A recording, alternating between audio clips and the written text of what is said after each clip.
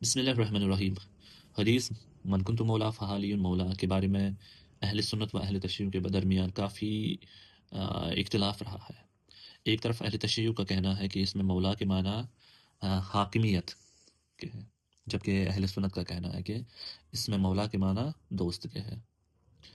تو آج ہم آپ کے سامنے ایک ایسی حدیث پیش کر رہے ہیں جس میں اس مولا کا مفہوم ہمیں سمجھنے میں آسانی ہوگی، اور اس کا سیاق ہمیں پتہ چلے گا کہ جو صحابہ کرام ہیں جنہوں نے یہ رسول اللہ صلی اللہ علیہ وآلہ وسلم سے سنی تھی، تو ان کی کیا مراد تھی، انہوں نے کس انداز میں اس کو سنا تھا۔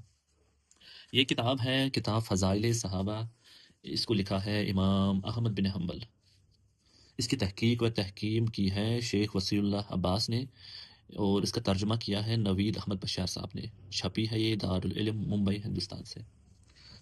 تو ہم اس کی حدیث نمبر 967 پہ جائیں گے۔ یہ ہے حدیث نمبر 967، ٹھیک ہے۔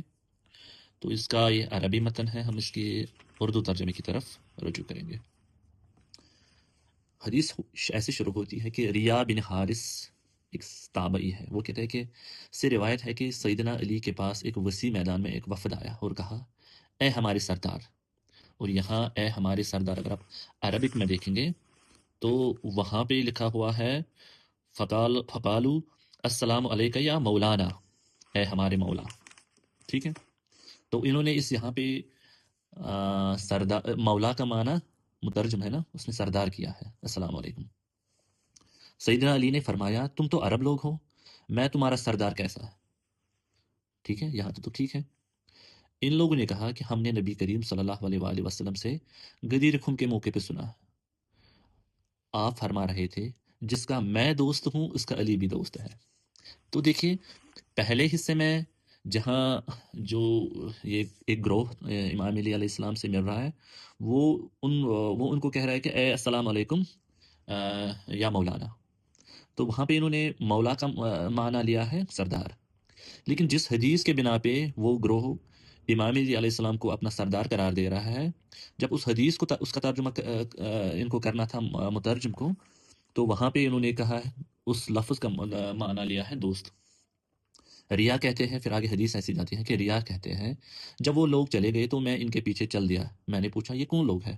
لوگوں نے کہا کہ یہ انصار کا ایک گروہ ہے جس میں سیدنا ابو ایوب انصاری بھی تھے۔ اور اس کی حدیث کی تحقیق کی ہے شیخ وسیع اللہ عباس نے، انہوں نے کہا کہ اسناد صحیح، اور یہ مسند احمد بن حنبل میں بھی حدیث موجود ہے۔ تو اس میں آپ بخوبی آپ جان سکتے ہو کہ جو اس ٹائم انصار تھے جن میں سیدنا ابو ایوب انصاری تھے، وہ امام علی علیہ السلام کو سردار قرار دیا کرتے تھے، اور وجہ وہ کیا بولتے تھے؟ وجہ ان کی یہی تھی کہ رسول اللہ صلی اللہ علیہ وسلم نے غدیر خم کے موقع پہ کہا تھا کہ جس کا میں سردار ہوں اس کا علی بھی سردار ہے۔ لیکن آج کے جو مترجمین ہیں، جو اہل سنت کے مترجمین ہیں، ان کی خیانت دیکھیے، امام علی علیہ السلام کو تو سردار قرار دے رہے ہیں، ٹھیک ہے، وہاں پہ تو ٹھیک ہے، لیکن جہاں من کنتم مولا فعلی مولا آ رہی ہے تو وہاں پہ اس لفظ مولا کو پھر دوست قرار دے رہے ہیں، اس وہاں پہ اس لفظ کا معنی یہ دوست کے معنی میں لے رہے ہیں۔ تو یہ ان کی ایک خیانت ہے، اور اس حدیث سے ہمیں یہ پتہ چلتا ہے کہ صحابہ جو تھے ان کا فہم کیا تھا اس حدیث کے بارے میں، من کنت مولا فعلی مولا۔